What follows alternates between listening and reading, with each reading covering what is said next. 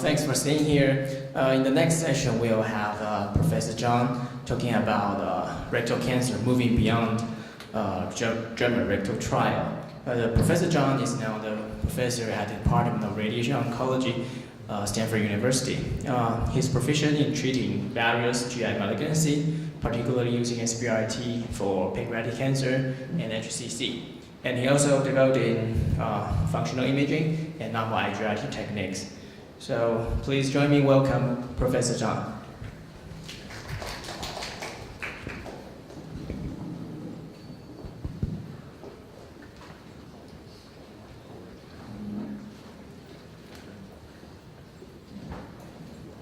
Okay, well, thank you all for joining in the afternoon.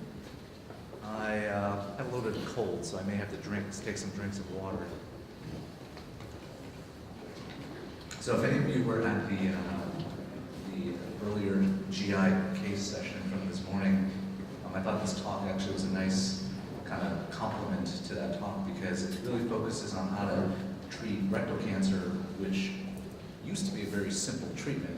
Back when I was a resident, it was a very simple thing, but things have been changing and continue to change quite a bit. So I thought it'd be nice just to have a summary talk about what are all the different directions that treatment has been going for locally advanced rectal cancer. So it's titled basically Moving Beyond the German Rectal Trial. So just for introduction, because I know that there's, I think, some residents attending the conference, just as a review, rectal cancer and colon cancer are the same disease biologically for the most part. I know there's recent data suggesting that they can be different, but for the most part, rectal cancer, the main difference is that we radiate rectal cancer primarily because of the problem of local failure. And the local failure problem arises particularly because of the fact that you have disease arising in a deep pelvic area that makes it very difficult to do a wide local excision surgically, as well as the fact that you're below the peritoneal inflection. And so there's really no barrier to having spread, lymphatic spread and tumor spread into the nearby adjacent tissue. So the local recurrence problem has long been recognized. And unfortunately, in the 90s, a British surgeon named Bill Heald had developed the concept of the total mesorectal excision, which means that you actually, instead of using blunt dissection, which means your hand, to go in there and scrape around and try to remove the mesorectal fat, he actually pioneered a technique using sharp dissection to remove the entire mesorectum en bloc, and that had a major role in decreasing the risk of local recurrence. And when you and you can assess the quality of your total mesorectal excision pathologically, where you should see a very nice, shiny, uninterrupted fascial covering of your specimen. So if you see any areas where there's been disruption, you know that you've probably violated that plane and potentially increased the risk of a local recurrence. We have another slide showing that. And so with that, when data started coming out about the results of total mesorectal excision, you can see that the local recurrence rates, which used to be in the 20 to 30%, had fallen down into the single digit, mid to high single digit range. So 2%, 7%, about less than 10%. And so there's data showing that the quality of your TME can correlate with local recurrence. This is data from the MRC trial, a British trial that came out early, I think, 2011. And this was a companion study that came with it where they analyzed pathologically the quality of the TME, and they rated it and analyzed it with the risk of local recurrence. And so they rated it by they gave three different scores. One was if your resection had a mesorectal plane, which was defined as a good plane of surgery, where you really have an intact mesorectum with only minor irregularities.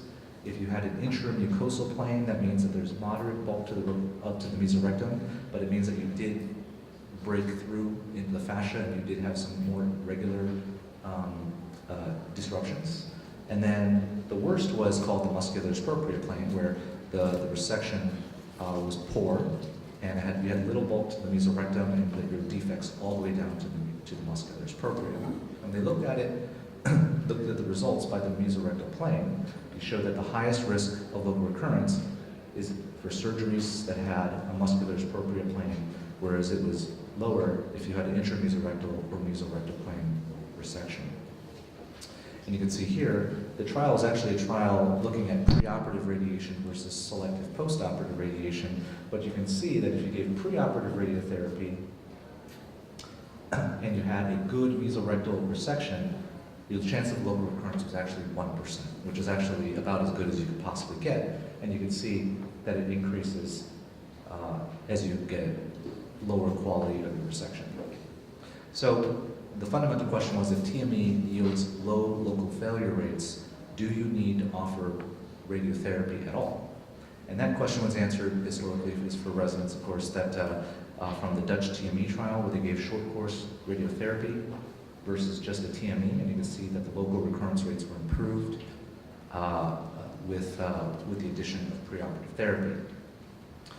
So that brings us to the German Rectal Trial. This trial is a landmark trial that really pretty much, I can't think of another trial, in any other cancer site that has really become the anchor of treatment that we follow still today, and this is about, almost about 14 years after it first came out.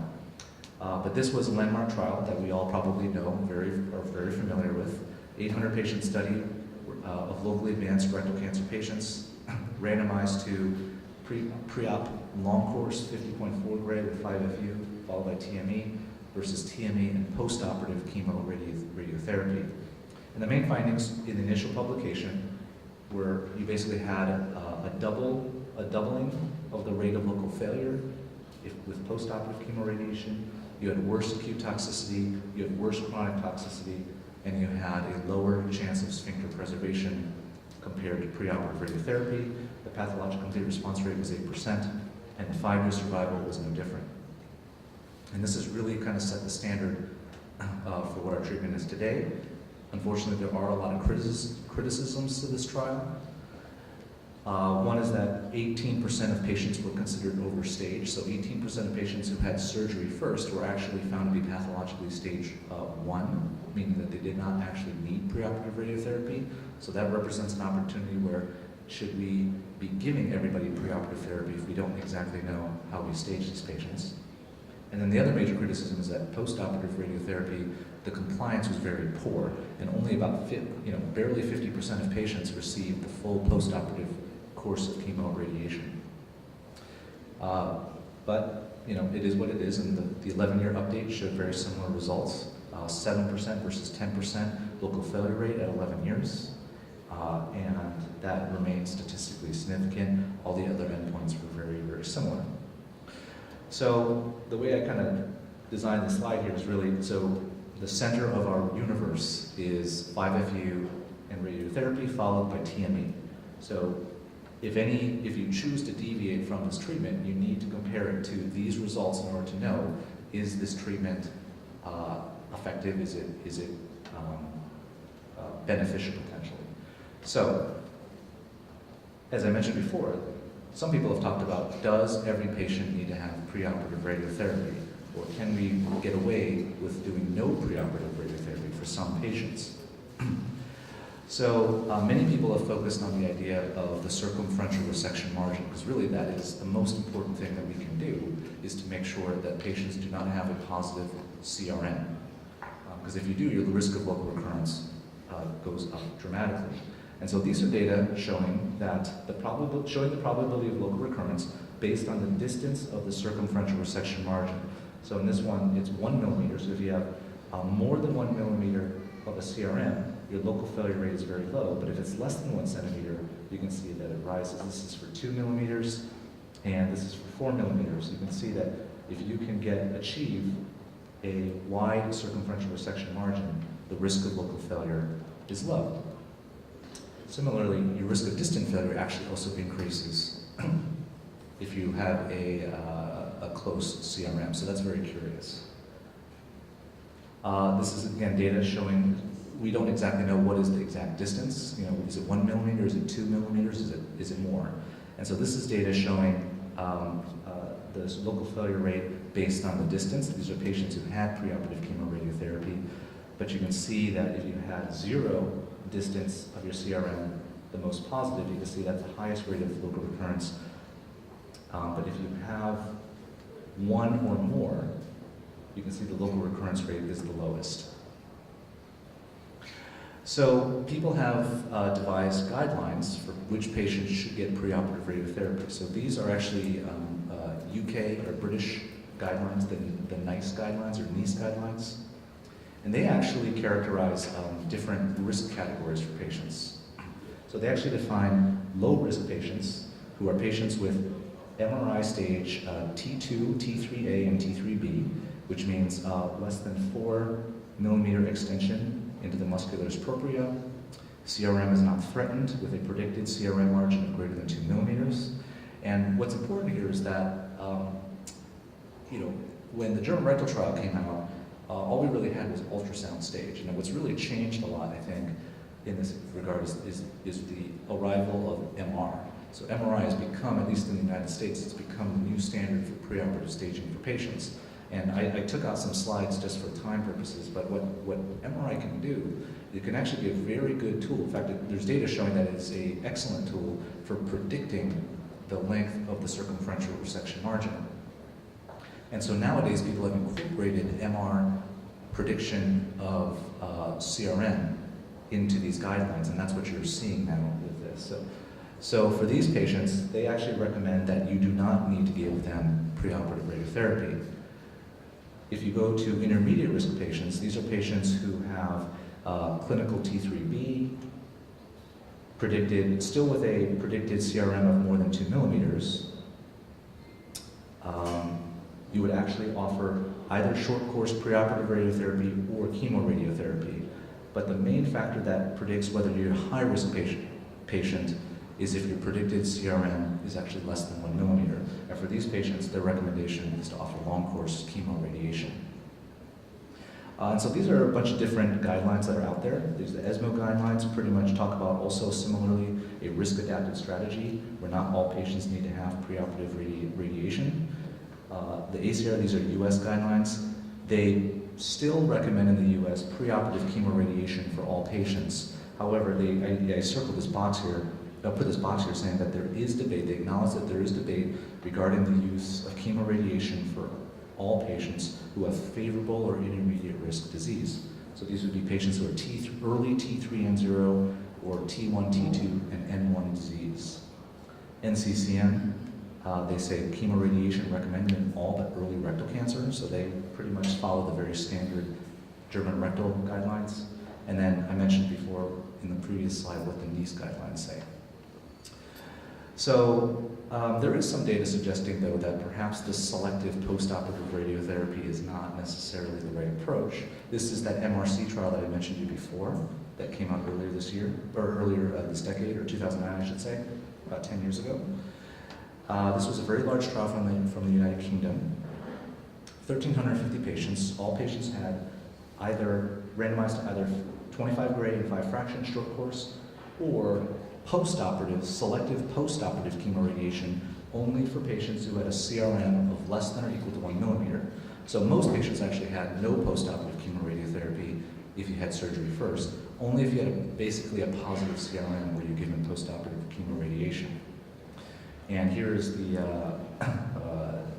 trial design, and these are the main findings. The main findings are that short course preoperative radiotherapy had improvement in local recurrence, improvement in disease-free survival, but no difference in overall survival. Okay? And this table I find to be the most helpful here. So again, local recurrence, disease-free survival, overall survival. But you can also look specifically at the local recurrence based on CRM. You can see that it was, even with preoperative radiotherapy, if you had a positive CRM, the local failure rate was 14%. If you had only selective postoperative radiotherapy, so these patients got radiation, their local recurrence rate was still 20%. However, if you had a negative margin and you don't offer postoperative radiotherapy, you have a local failure rate of almost 10%, and that failure rate drops down to 3% if you offer short course radiotherapy.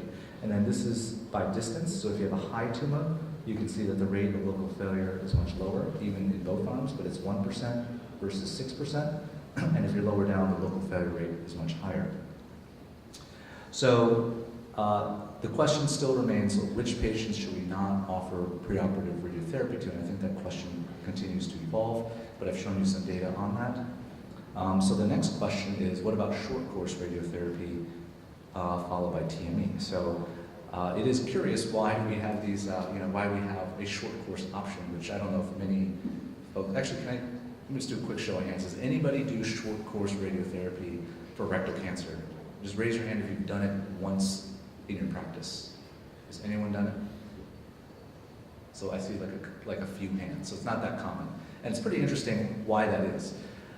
If you think about it, short course radiotherapy actually has a longer track record as far as showing very good results with reduced local failure. But it's just, I think it's partly comfort. It's just kind of a weird fractionation that many of us just don't feel comfortable with. There's a concern of higher toxicity because you have much larger fraction sizes. But like I said, it's been working very well in Europe for several decades. I don't have time to get into why we have these two different regimens, but that's what we do have. So the question is which one is better? Are they equivalent? Should we be doing short course? Why should we be doing short course? So 5 gray times 5 came about from the Europeans who developed it during a time when chemotherapy was not well established. So they wanted to come up with a very quick way to do radiotherapy and then get the patients surgery. Whereas in the US, this came about because we were doing post-operative chemoradiation long course for many, many years. And so the German Rectal Trial came along and we switched it to preoperative long course chemoradiation. The question though is, are there differences in toxicity? Are there differences in outcome? The criticisms of short course are the fact that patients get 5 gray times 5, 1 week of rest, and they go to surgery. So the criticism of that approach is the fact that there's inadequate time for tumor downstaging, which means that you may not be able to convert patients who have very low tumors or have borderline tumors, to convert them from needing an APR to possibly needing an LAR. And I showed you earlier how the German Rectal Trial actually increased the sphincter preservation rate with preoperative versus postoperative chemoradiation. And then, as I mentioned before, there's the concern of higher late toxicity because of the high dose per fraction. And this is data just showing from the Swedish rectal trial, an old trial that used short course radiotherapy. It just showed that late toxicity, particularly bowel function, is a very real problem. These are patients who were treated after 5 years. Although that there was no difference in stoma function or urinary incontinence, what they did find was that there was an increased risk of fecal incontinence, pad wearing, anal blood loss, if you had short course preoperative radiotherapy. And so these are concerns that we really need to be mindful of because they can strongly impact quality of life. So we do have some data comparing head-to-head short course versus preoperative long course. And this is one that has been around for a little while, and many of us probably know. This was the Polish 1 trial, 300 patients who were randomized essentially to German rectal preoperative long course chemoradiation versus 5 gray times 5. You can see that there was a 4 to 6 week break with TME versus 1 week. And the main finding was that compliance was much better with short course chemoradiation. No difference in sphincter preservation. The pathologic complete response rate, however, was much better for long course, which makes a lot of sense because patients have that longer break. Interestingly, there was a higher rate of positive radial margin, of positive CRM, if you had short course. However, that did not translate into a worse survival or a worse local failure rate. There was a higher acute toxicity with long course chemoradiation, which is, again, not a surprise, but no difference in long-term late toxicity. So another trial's come out several years ago. This was an Australian trial. Similar design, similar number of patients, a little over 300 patients with rectal cancer that were randomized to the same randomization, 5 times 5, 1 week and then surgery, versus 50.4 plus 5 FU and then surgery. And they found no difference in compliance this time, no difference in sphincter preservation, similar difference in pathologic complete response rate, so that held up. But interestingly, they found no difference in positive circumferential resection margin. And similar findings, no difference in survival, no difference in local failure rate. Again, worse There was a worse acute toxicity, but no difference in late toxicity. However, the one thing that was curious that I find interesting is the fact that if you look at the local failure for distal tumors, and these are tumors where I showed you before, the lower tumors tend to have a higher rate of local failure. For whatever reason, there was a higher local failure rate of 13% with short course radiotherapy versus long course chemoradiation. Even though this wasn't statistically significant, it certainly makes me a little bit concerned. And I've been a little less willing to do short course radiotherapy for tumors that are low. This is the Polish 2 trial. This was published a couple years ago. These were patients who had very advanced tumors, T4 or fixed T3, and they were randomized to short course 5 gray times 5, followed by 3 cycles of FOLFOX, and then surgery, versus patients who got long course chemoradiation with concurrent oxaliplatin. Adjuvant chemotherapy was used at the discretion of the treating physician. What they found was that, first off, almost 20% of patients had no surgery because of the fact that the tumor was so locally advanced it was unresectable. So these are patients that are very, very locally advanced. Pathological complete response rate was no different between these two. R0 resection, you can see, was similar in both arms, but you can see that it's pretty low. It's in the 70% range. And then the cumulative rate of local failure was no different between the two, 22% versus 21%. And that should tell you right away, first off, these local failure rates are very high, but it's also because of the fact that many patients did not actually were able to get surgery. But it tells you that there's no difference between in these outcomes. There was some difference noted in the acute toxicity.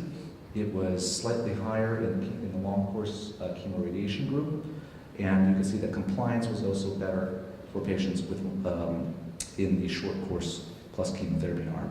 Most interestingly, though, is that the fact that there was actually an overall survival benefit if you had short course followed by chemotherapy, which I can't quite figure out, but I think it has a lot to do with how much chemotherapy. Actually, the group that got more oxaliplatin was the short course group because of the adjuvant chemotherapy cycles.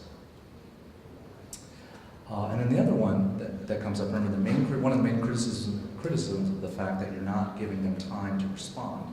So the question is, can you do short course radiotherapy followed then by a longer delay? And this was addressed in a recent trial that was published last year, the Stockholm 3 trial. This was a 3-arm trial. It was actually a bit more complex, but they had a 3-arm randomization and a 2-arm randomization. But essentially the randomization was short course radiotherapy with 1 week delay, short course radiotherapy with a 4 to 6 week delay, and then a long course radiotherapy followed then by surgery. So one thing that is a bit odd is that with the long course radiotherapy arm, patients did not get concurrent chemotherapy. So that is one thing that is different than what our standard of care is. And then in the 2-arm randomization, this is just randomizing them to the 2 different intervals. So short course, 1 week, short course delay. Not published in this publication, but in a previous publication, they did find that the short course delay actually had the highest rate of pathologic complete response. And you can see here that these were the breakdown. You can see actually that more patients, there were actually more patients that had low tumors in the short course delay. And that makes it difficult because of the fact that we wanted to see if there was a difference in surgery type. But you can actually see that more patients in the short course delay, 41% had an APR. But that's probably because of the fact that more patients in this group had lower tumors. But in terms of outcome, the main findings were no difference in local recurrence, no difference in distant metastases, and really no difference in survival between the 3-arm randomization. And there was no difference in complication rate in this group. If you look at the 2-arm randomization, which is shown here, this is short course 1 week, short course delayed. Again, no difference in local recurrence, no difference in distant mets, no difference in survival, but actually the group that had the higher complication rate was the short course and 1 week patient, 1 week delay.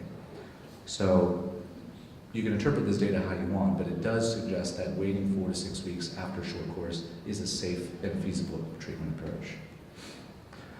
So So the next strategy that's out there, or that has been tested in many trials, is what about adding oxaliplatin, intensifying chemotherapy, instead of just giving 5-FU? Because one criticism is the fact that if you give them long-course chemoradiation with just 5-FU alone, that takes up about 5 to 6 weeks. Then you give them anywhere between a 6 to 8 week delay followed by surgery. Then you give them another 4 to 6 weeks until they recover, until they get adjuvant chemotherapy. You've now delayed systemic chemotherapy for up to 3 months or even longer. And we all know that local recurrence rates in general are very, very low. It's the systemic recurrence rate for these patients that is the biggest life-threatening failure pattern. So the question is, why do we wait so long to give systemic chemotherapy? So one approach would be to give oxaliplatin with the 5-FU. So this has been tested in a number of prospective randomized trials. And with the exception of the German trial, this is the same German rectal group that did the German Rectal Trial, what they found was very consistent. They found that there was no difference in survival, no difference in disease-free survival, no difference even in pathologic complete response rate if you intensify chemotherapy with oxaliplatin. The main thing that you wind up increasing, though, is acute toxicity. So that was shown in most of these trials. The only one that was quite positive for adding oxaliplatin was the German trial, which showed actually improvement. Well, actually, no difference, but there's a publication later on showing that there was actually a benefit in disease-free survival with oxaliplatin. So there's a meta-analysis out there, which I just showed here, combining many of these trials, and they showed that the pathologic complete response rate is barely better with oxaliplatin. The perioperative metastases rate, so this is the key here, right? If you give chemotherapy sooner, can you reduce the rate of early perioperative metastases? And the data here suggests that you do. So you can see on these forest plots that the overall group shows that there's actually a lower rate of perioperative metastases. However, this comes at a price. Again, you can see worsening of grade 3, grade 4 toxicity with oxaliplatin, although no difference in complications. So, I think the question of giving oxaliplatin with chemoradiation, that's kind of a dead issue. I don't really know a lot of people that are really pushing that approach. But what it really opens up is the idea that, why don't we give chemotherapy while the patients are resting, right? Because they're sitting there for 4 to 6 weeks, maybe 8 weeks. Data showing that you should maybe wait up to 10 weeks before you take patients to surgery. Why do they just sit there and do nothing? Why don't you start the chemotherapy cycles during that time? So this is a trial led by Memorial Sloan Kettering, and it's probably one of my favorite trials because I really like the way this was designed. All patients get standard long-course chemoradiation, and patients were enrolled in different sequential levels, or different sequential groups. The first group had standard chemoradiation followed by a rest, then TME. The next group got chemoradiation, then 2 cycles of FOLFOX, then TME. Then the next group got chemoradiation, 4 cycles of FOLFOX, TME, and then the last group got chemoradiation, 6 cycles, TME. So one concern with that is you're stretching out the time, the interval between radiation and surgery. So the concern is, will patients have radiation fibrosis, making surgery more difficult? And the answer is yes and no. They do say that the surgeons were asked to rate the score the pelvic fibrosis. And what they found was that yes, these patients indeed had higher pelvic fibrosis if you waited longer to do the surgery. But when they rated the technical difficulty of doing the surgery, there was no difference.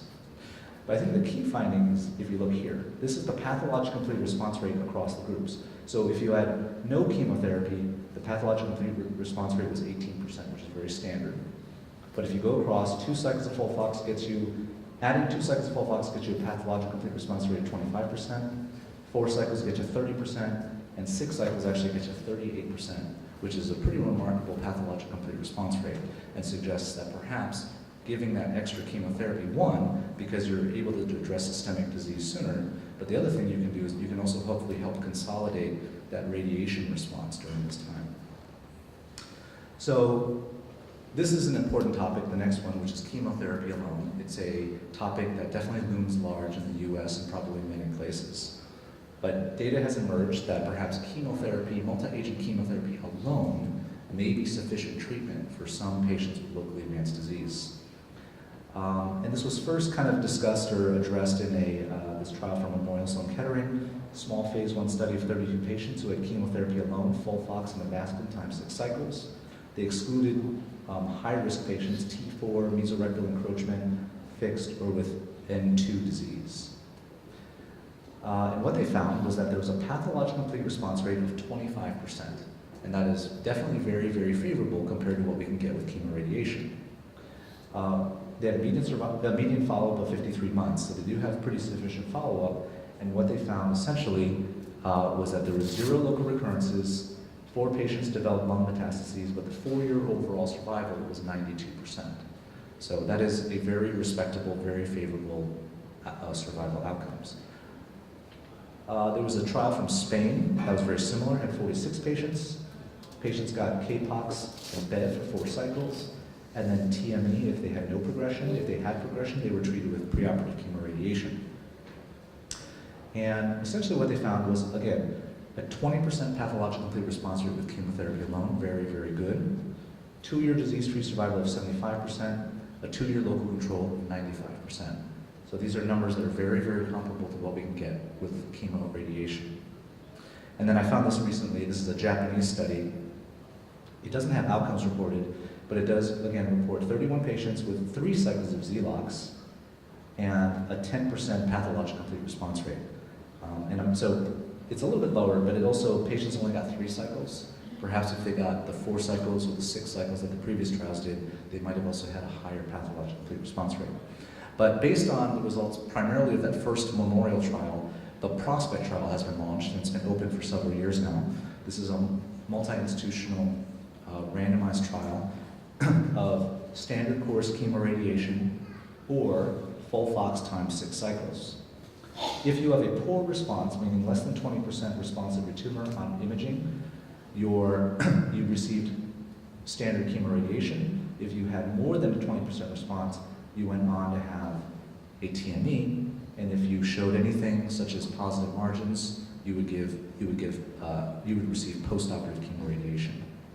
So my understanding, I don't know where the results of this trial are just yet, but I've heard that this is the fastest, like one of the fastest accruing trials, in the history of these, these cooperative group studies. So it tells you that there's a lot of interest in this question. And at Stanford, we participate and we've enrolled, I think we've probably enrolled about a dozen patients. So this is a potential very landmark trial once it does get, and I think it's got to be near completion. Last I heard it was over 1,000 patients have been enrolled. Again, what's important to note is that the inclusion-exclusion criteria, these are patients that are very highly selected. So they cannot have advanced disease. They have to be candidates for synchrony preservation.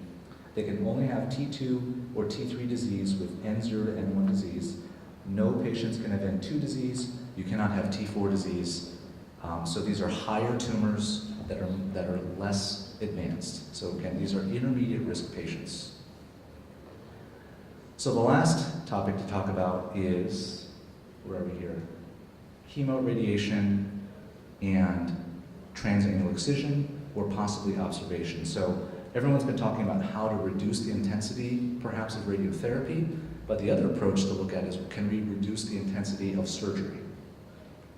So the idea of non-operative management was really pioneered by a group in Brazil, and that really came from this landmark publication back in 2004, where they treated 265 patients, and they identified 71 patients who actually had a clinical complete response after restaging when they were given preoperative chemoradiation with 50.4 gray and 5-FU.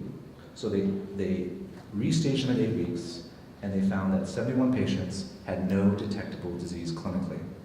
And they compared them to a group of patients who had a TME after chemoradiation and had pathologic complete response. So these are the most favorable surgical patients compared to these patients who were treated without surgery. And what they found was that the survival was actually 100% if you had no surgery, if you were managed with observation, compared to 88% actually for those who actually had surgery. And the progression-free survival also was better if you had observation. They had a median follow-up of 57 months, so almost 5 years follow-up.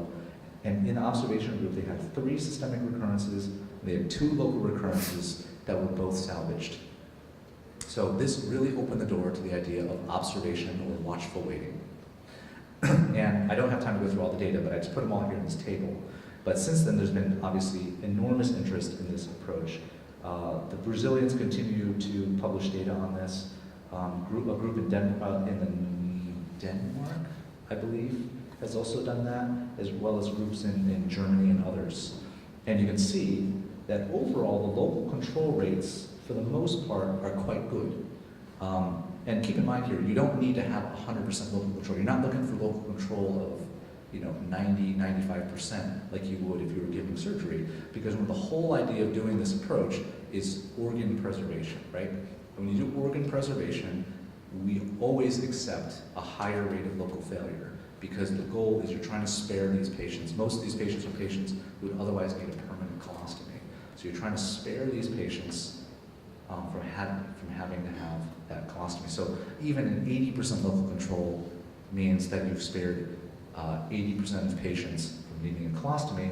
The most important number here is you want to look at the ultimate local control. Can you salvage patients who develop a local failure? And for the most part, I would say that the data shows that you can, because you can see that while the local control rates may be somewhere between 70 to 90%, most of the studies show that the ultimate local control rates are near 100%. So this does appear to be a relatively safe approach.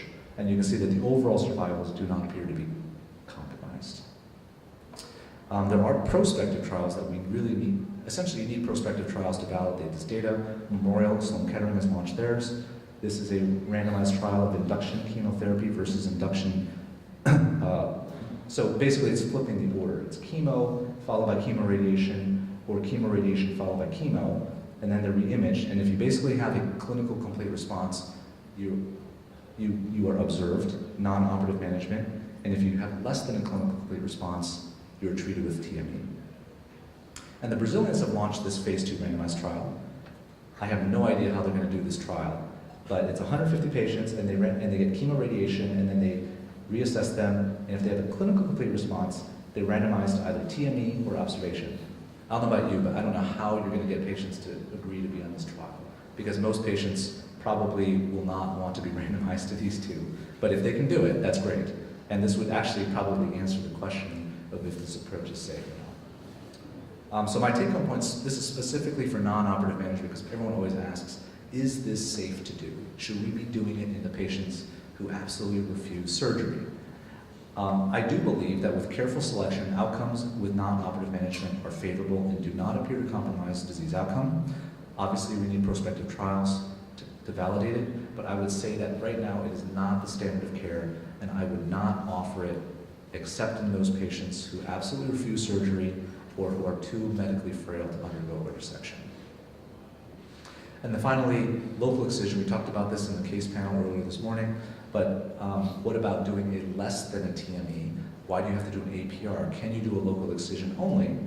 And these are the advantages of a local excision. It's lower morbidity, mortality, organ preservation, and it can be curative. But the main disadvantages are you could be compromising outcomes because you don't sample the lymph nodes, you don't know the lymph node status, and you could get potentially bad results if you don't select the right patients.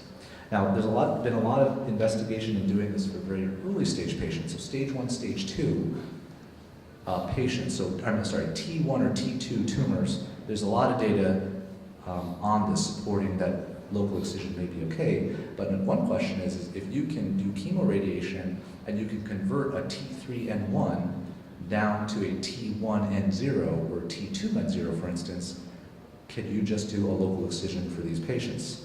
And there is some data suggesting that you possibly could.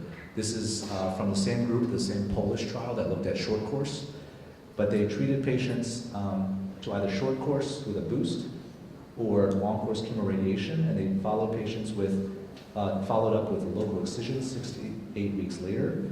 If you were a YP-T0 or T1 with favorable histology, which was a well-differentiated tumor, you were observed. However, if you had unfavorable histology or you were more than a T2, or if you were T2 or higher, you would then get a TME after that local excision. And their main findings were if you were a good responder, you had better you had good outcomes. But the local recurrence rates, you can see, were basically 6% or 12% depending on what you had. But these are very good local recurrence rates for patients who did not undergo a TME. This is an Italian group that did a very similar study where they treated patients with chemoradiation. And for those that either refused or had clinical response, they were followed with a local excision. And you can see that the outcomes were quite good. Overall survival at 3 years was 91%, and a local disease-free survival of 97%. So my conclusions for rectal cancer are preoperative chemoradiation or short-course radiation alone remain the standard of care for locally advanced rectal cancer. However, as you've seen, there are a number of alternatives to preoperative radiation that continue to be explored, and I think this could be, in the next decade or so, you will see a lot of changes to the German rectal approach. Intensified chemotherapy, I think we can all say, is not currently being pursued that actively, but adding chemotherapy into the neoadjuvant period is becoming a major dominant approach. And this is actually where I think, again, short course radiotherapy, most of us, as you said, most of you guys don't do it. And I would say if I did a survey in the US, not many people would probably raise their hand that they do it. But, if I was sitting there forecasting the future of radiotherapy, I think the future is probably brighter for short course radiotherapy. And the reason why I say that is because it allows a lot more flexibility. If chemotherapy is going to play an important role in the neoadjuvant setting, if you think about it, radiation isn't really that important in the big picture. We're there to reduce a local failure rate from 10% to 5%. But your systemic failure rates are, in the 20%. So what's more important? Chemotherapy is obviously more important. So that is where the priority is going to become. So if we're going to maintain, a role in this disease, short course radiotherapy has actually made a lot more sense because oftentimes you give them chemotherapy, and if you want to give them surgery quickly without interrupting the systemic chemotherapy, you do 1 week of radiation, wait a week, and then take them to surgery. And I didn't talk about this too much, but the Memorial Sloan Kettering group has been pushing what's called the total neoadjuvant approach, which means giving all of your chemotherapy and all of your radiation preoperatively, as opposed to the standard, which is chemoradiation, surgery, and then adjuvant chemotherapy. And so if that's going to be the case, I think short course radiotherapy offers a lot more flexibility in terms of how you want to sequence your chemotherapy with radiation. And I think long course chemoradiation actually might become more threatened, may become an endangered species soon in the future.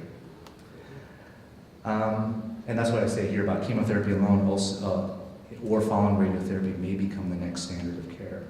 And then finally, non-operative management or local excision may be appropriate for patients with favorable treatment response who desire to avoid an APR. So that is my last slide. I'm happy to take any questions. Thank you. It's a very impressive talk covering almost every aspect regarding rectal cancer in such a short time. There are many questions from the audience. We'll go first.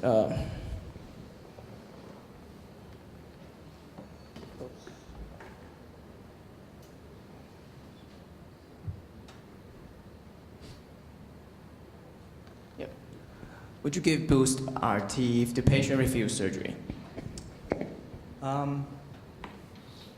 Well, usually it's not so much, like they're not really, are you saying, okay, so I'll answer that question 2 ways.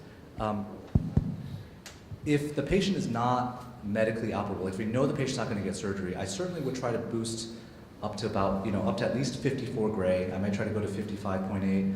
If I can get it up to 60, I would, but 54 to 55 is probably what I usually do. If the patient somehow decided not, we do the chemoradiation 50.4, they rest and they're ready to go to surgery, and then they decide not to have surgery for whatever reason. I've never encountered that situation before, but I don't think I would. I'd probably at that point, I'd just say, you've already, 6 weeks, 8 weeks have passed.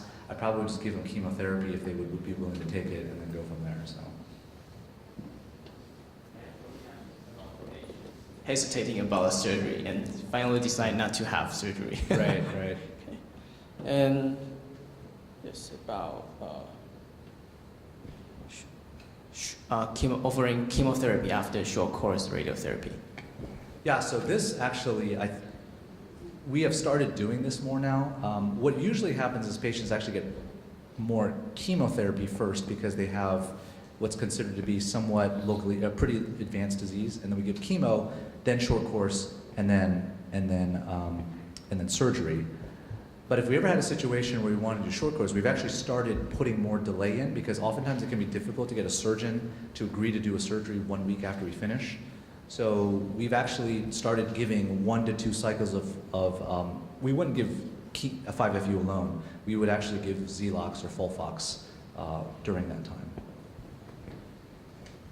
Just one more.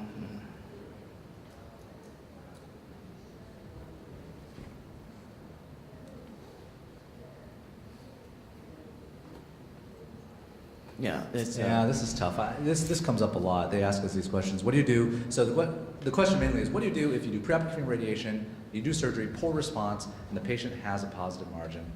Do you have to give more? Do you give more radiation afterwards? And the answer is I don't. There's some data which I've come across, I can't remember exactly where, but they suggest that a positive margin after preoperative radiotherapy may not be as bad as a positive margin if you had surgery up front. But I do think that the risk of local failure is higher. But as I showed in very early data, the risk of distant metastases is also much higher too. So I would just push them off to get adjuvant chemotherapy and go from there is probably what I would do. I wouldn't boost. And it's also hard to find where that positive margin is. So you'd wind up boosting a pretty large area. So I probably wouldn't do it for those reasons. I have seen some literature from Harvard that they give 25 gray in 5 fraction. That's an SBRT-like. In the post-op setting? Yeah. They report zero recurrence in only about 7 patients. Yeah. Okay. Another.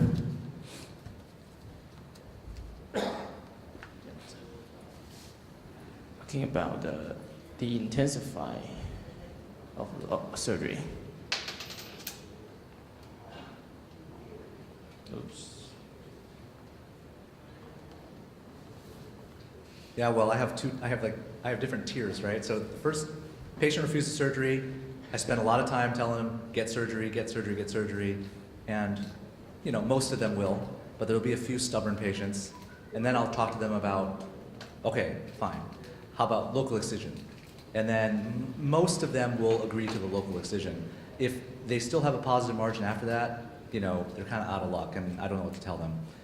But that has happened, and I've had patients that are very afraid of the morbidity of a total mesorectal excision, and so I've offered this to them before. And I'm fortunate to have surgeons at Stanford that are actually very supportive of the local excision concept. So they've been willing to do it. They'll do the same, it's not the standard of care, it's not what we recommend, but if you absolutely refuse, we would offer this as an alternative.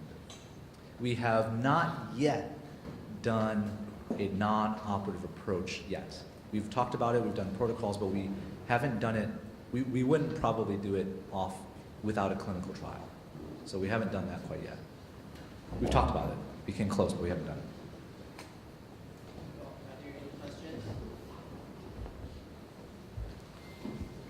No. Are we on time? Are we early? Yeah, we are almost about two minutes left. Great. So we could close it earlier. We can have some coffee break. All right. Well, thank you, everyone. Thanks, Professor Zhang. Excellent talk. Thank you.